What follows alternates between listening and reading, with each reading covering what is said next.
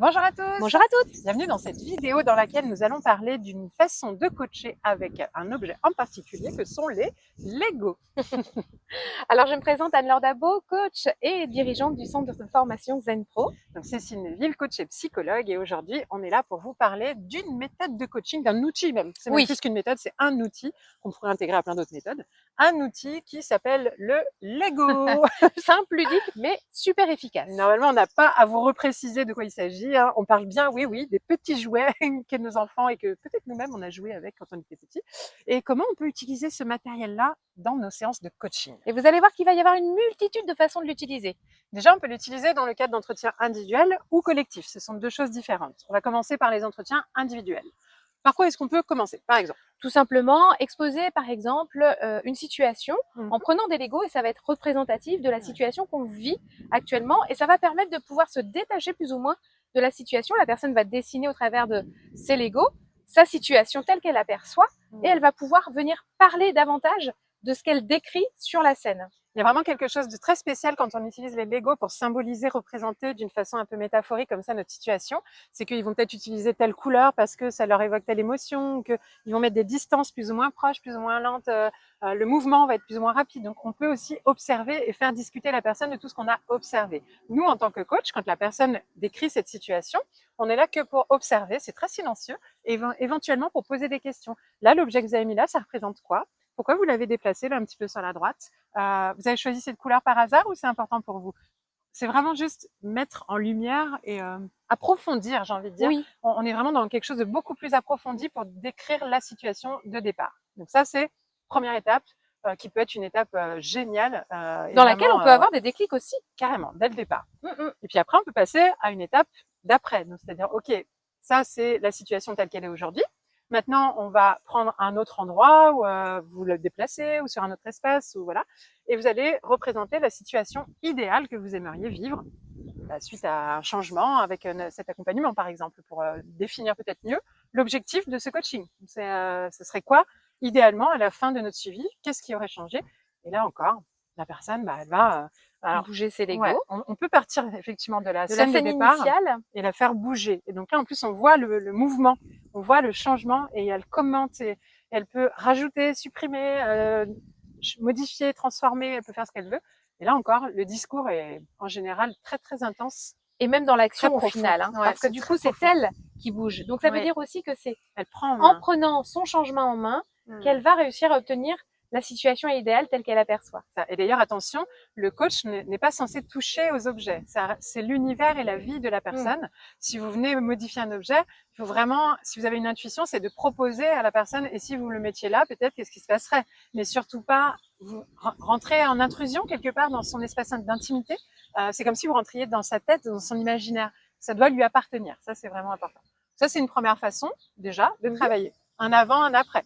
OK.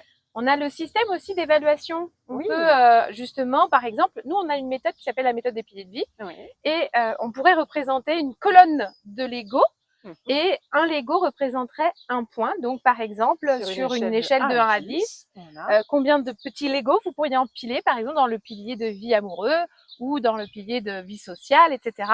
Et à la fin, on a les 9 piliers avec justement les niveaux qui sont très visuels, et on verra très rapidement justement s'il y en a un qui est là en plus. Dans la métaphore qu'on emploie dans la méthode des piliers de vie, avec cette feuille qui doit tenir en équilibre sur les 9 piliers, on va tout de suite voir si c'est pas en équilibre. Voilà, exactement. Donc franchement, c'est génial. Finalement, on peut construire les piliers avec les Lego. Et là encore, on peut faire comme tout à l'heure, c'est-à-dire ça, c'est l'état des lieux actuel.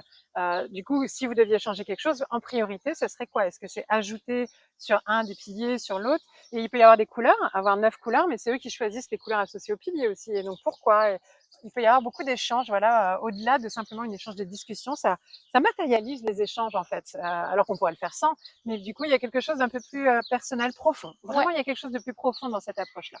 Et même en collectif, parce que du coup, on peut parler aussi un peu de l'approche collective en employant en général, on le fait aussi souvent dans les cohésions d'équipe, dans les team building, par exemple, pour créer du lien dans l'équipe.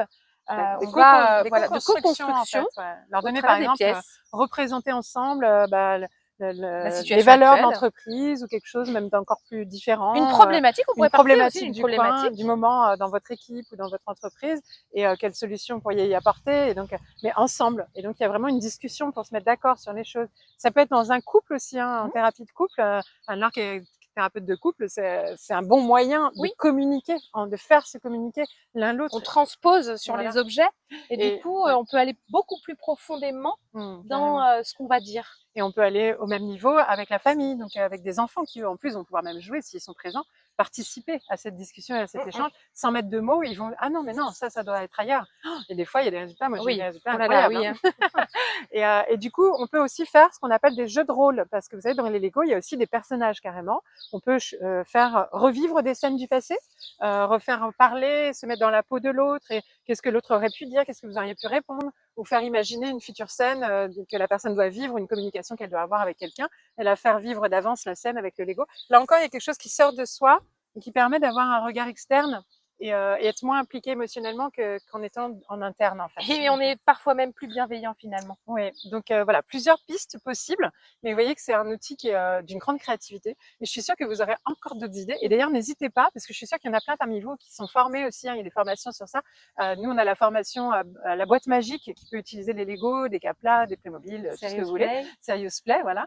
Et du coup, venez nous partager si vous avez déjà fait usage en tant que coach en individuel ou en collectif, d'autres façons d'appliquer cet outil-là. Parce que je suis sûre qu'il y en a encore tellement des possibilités. Venez nous partager ça avec grand plaisir. Et puis surtout, n'hésitez pas à nous suivre, à vous abonner à la chaîne si vous voulez aussi suivre ces petits épisodes. Oui, et puis on n'est jamais à l'abri d'une bonne surprise en plus avec nous. Il y aura plein d'autres idées d'outils avec d'autres outils, pas que les Lego. Donc regardez les autres vidéos. On a plein d'idées à vous transmettre. Et aujourd'hui, on vous transmet le soleil. Oui, il fait beau, il fait chaud. Bonne journée à vous. À très bientôt. Au revoir.